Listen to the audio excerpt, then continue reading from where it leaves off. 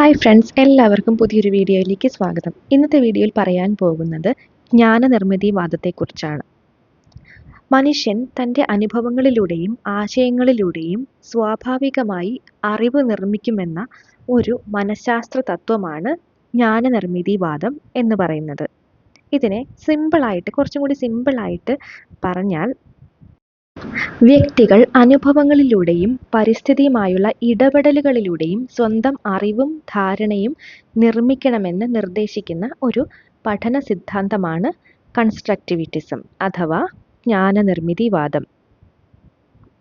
മനഃശാസ്ത്രം, സാമൂഹ്യശാസ്ത്രം, വിദ്യാഭ്യാസം, ശാസ്ത്രത്തിൻ്റെ ചരിത്രം തുടങ്ങിയ വ്യവസ്ഥിതികൾ ഈ പഠന സിദ്ധാന്തത്തെ സ്വാധീനിച്ചിട്ടുണ്ട്. ജ്ഞാനനിർമ്മിതിവാദത്തിൻ്റെ പിതാവായി അറിയപ്പെടുന്നത് സ്വിറ്റ്സർലൻഡുകാരനായ ജീൻ പിയാഷെയാണ്. ഇനി എന്തൊക്കെ സവിശേഷതകളാണ് ഈ പഠന സിദ്ധാന്തത്തിന് ഉള്ളത്, അതായത് ജ്ഞാനനിർമ്മിതിവാദത്തിൻ്റെ സവിശേഷതകൾ എന്തൊക്കെയാണെന്നുള്ളതാണ് നമ്മൾ കാണാൻ പോകുന്നത്.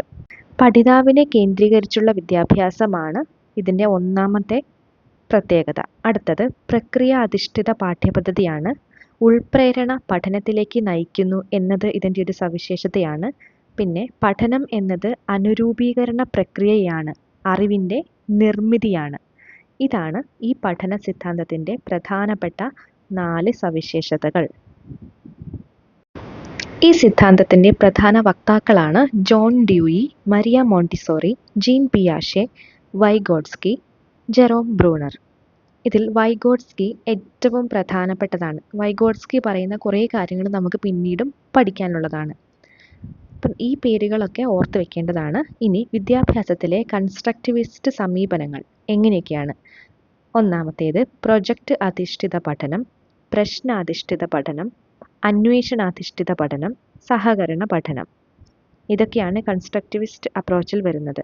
പ്രധാന ആശയങ്ങൾ: schema, accommodation, assimilation, proximal development zone, ZPD. ഇനി ഇത് ഓരോന്നും എന്തൊക്കെയാണെന്ന് നമുക്ക് നോക്കാം. സ്കീമ: അറിവും അനുഭവങ്ങളും സംഘടിപ്പിക്കാനും അർത്ഥവൽക്കരിക്കാനും സഹായിക്കുന്ന ഒരു മാനസിക ചട്ടക്കൂട് ആണ്, അല്ലെങ്കിൽ ഒരു ആശയമാണ് സ്കീമ എന്ന് പറയുന്നത്. അടുത്തത് അക്കമഡേഷൻ. പുതിയ വിവരങ്ങളോ അനുഭവങ്ങളോ ഉൾപ്പെടുത്തുന്നതിനായി നിലവിലുള്ള സ്കീമ ക്രമീകരിക്കുകയോ മാറ്റുകയോ ചെയ്യുന്ന പ്രക്രിയയാണ് നമ്മൾ അക്കമഡേഷൻ എന്ന് പറയുന്നത്. അടുത്തത് മൂന്നാമത്തേത് അസിമിലേഷൻ. അടിസ്ഥാന ചട്ടക്കൂട് മാറ്റാതെ നിലവിലുള്ള സ്കീമയിൽ പുതിയ വിവരങ്ങൾ ഘടിപ്പിക്കുന്ന പ്രക്രിയയാണ് അസിമിലേഷൻ. അതായത് പുതിയ വിവരങ്ങൾ കൂട്ടിച്ചേർക്കുന്ന പ്രക്രിയയാണ് അസിമിലേഷൻ. നിലവിലുള്ള ചട്ടക്കൂട് മാറ്റുന്നുമില്ല. അടുത്തത് നാലാമത്തേത് അല്ലെങ്കിൽ അവസാനത്തേത്, അതാണ് ഏറ്റവും important, ZPD, zone of proximal development. Zone of proximal development എന്നത് പഠിതാക്കൾക്ക് മാർഗനിർദ്ദേശത്തിലൂടെ നേടാനാവുന്ന അറിവിൻ്റെയും ധാരണയുടെയും ഒരു ശ്രേണിയാണ്. പക്ഷേ സ്വതന്ത്രമായി നേടിയെടുക്കാൻ കഴിയില്ല. അതിന് ഒരു കാര്യം കൂടി വേണം. എന്താണ്? സ്കഫോൾഡിങ്. നിങ്ങൾ കേട്ടിട്ടുണ്ടാവും അല്ലേ? സ്വന്തമായി പഠിച്ച് നമുക്ക് എത്താൻ പറ്റുന്നൊരു ലിമിറ്റ് ഉണ്ട്. അതിൻ്റെ അപ്പുറത്തേക്ക് പോകണമെങ്കിൽ ഒരു സ്കഫോൾഡിങ് കൂടി വേണം. ഇത്രയൊക്കെ പറഞ്ഞെങ്കിലും ഈ സിദ്ധാന്തത്തിനും ചില പോരായ്മകളും പരിമിതികളും ഉണ്ട്. അതെന്തൊക്കെയാണെന്ന് നോക്കാം. ജ്ഞാനനിർമ്മിതിവാദം മൂല്യവത്താണെങ്കിലും ഉയർന്ന വൈദഗ്ധ്യമുള്ള സഹായകരുടെ ആവശ്യകത, ക്രമക്കേടിനുള്ള സാധ്യത, എല്ലാ വിഷയങ്ങളിലും ഇത് ഒരേപോലെ ഉപയോഗിക്കുന്നതിലെ ബുദ്ധിമുട്ട്, ചില പഠിതാക്കൾ കൂടുതൽ ഘടനാപരമായ സമീപനങ്ങൾ ഇഷ്ടപ്പെടുന്നു എന്ന വസ്തുത എന്നിവ ഉൾപ്പെടെയുള്ള പരിമിതികൾ ജ്ഞാനനിർമ്മിതിവാദത്തിന് ഉണ്ട്.